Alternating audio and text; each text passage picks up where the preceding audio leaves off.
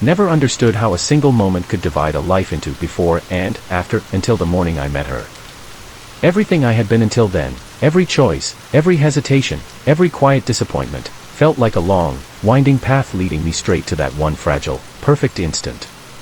It was early spring, the kind of morning when the world feels reborn, washed clean by the night's soft rain. I had gone to the old botanical garden to escape my own thoughts, which had lately grown heavy and directionless. The sun was rising slowly, casting pale gold over the leaves, waking the flowers with gentle light. I walked slowly, letting the quiet soothe me. And then I saw her. She was sitting on a stone bench beneath an arch of wisteria. Their lavender blossoms draped above her like a curtain of color, and for a moment I mistook her for part of the scenery, something too delicate, too breathtaking to belong to the ordinary world. Her hair fell over her shoulders in soft waves, catching the morning light like threads of amber. She was sketching something in a small notebook, her fingers moving lightly, as if afraid the page might bruise under too much pressure. I was not the kind of man who believed in lightning strike moments. Yet something struck me then, quiet, electric, undeniable. Before I knew it, my feet had taken me closer. She looked up, startled at first, then softened into a smile so warm it felt like sunrise touching my skin. "I didn't think anyone else would be here so early," she said. "I didn't either," I replied, though my voice faltered slightly. "But I'm glad to be wrong." Her laugh was soft, almost shy. She shifted on the bench, closing her sketchbook but not hiding it. I noticed her hands, slender, expressive, stained faintly with charcoal. The kind of hands that create worlds. "Do you draw often?" I asked. "Only when I'm trying to understand something," she said, meeting my eyes with a kind of open sincerity I rarely saw in anyone. "Are you trying to understand the garden?" I asked. "No," she said. "Myself." That answer lingered in me long after our conversation ended. Her name was Aria. We spoke for nearly an hour, about art, about the garden, about the strange comfort of solitude. When she left, she gave me one last look over her shoulder, a glance so gentle it felt like a promise, though I didn't yet know of what. I returned to the garden the next morning, not expecting her but hoping. And there she was again, this time sitting by the koi pond, sketchbook open, her expression thoughtful. When she noticed me, her face brightened in a way that stirred something deep inside me. "You came back," she said. "Maybe I was trying to understand something too." She smiled, a slow, luminous smile that made the world around us feel lighter. From then on, the garden became our meeting place, not by plan, not by agreement, but by an unspoken rhythm our hearts seemed to find naturally. Some days we talked endlessly, other days we shared comfortable silence, just being near each other. I learned she was a traveler of sorts, not of places, but of emotions. She sought meaning in things others overlooked, the curve of a leaf, the pulse of rain against stone, the tremble in someone's voice when they spoke of what they loved. She was observant in a way that felt like tenderness.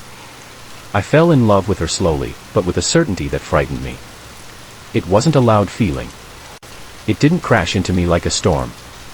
It unfolded gently, like dawn, like petals opening, like breath after holding it too long.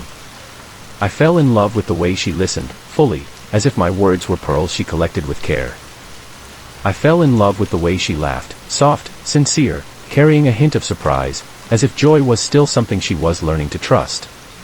I fell in love with the way she existed in the world, with wonder, with curiosity, with a quiet bravery that made my own heart braver.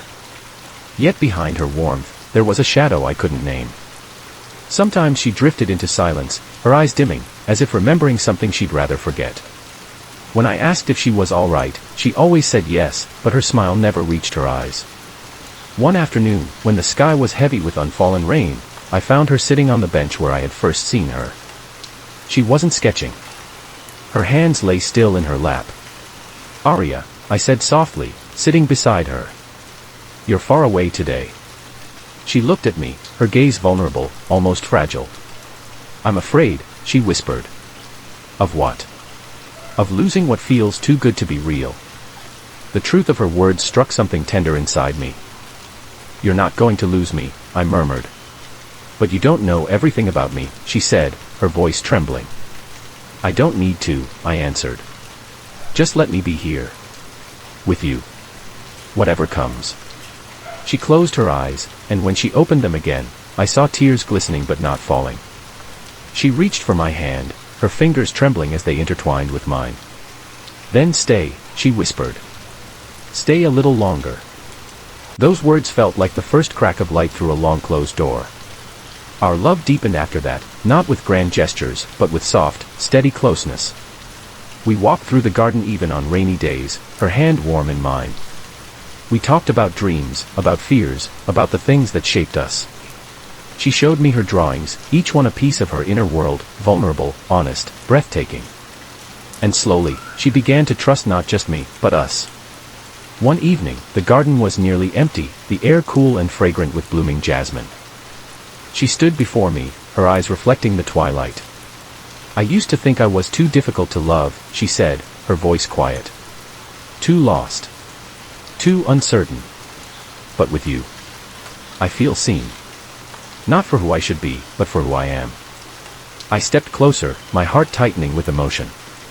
"Aria," I whispered, "you are the easiest person I've ever loved." She took a trembling breath, then placed her hand over my heart. "And you are the safest place I've ever found." In that moment, everything in me softened. Every wall, every doubt, every wound I had carried for years melted beneath the warmth of her truth. Our love didn't change the world, but it changed us. It made us braver. It made us softer. It made us whole in ways neither of us expected.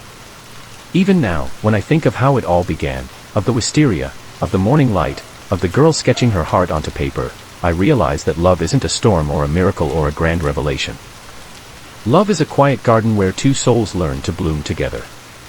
And for as long as breath moves in me, I will be grateful that my path, twisted, uncertain, wandering, led me to her.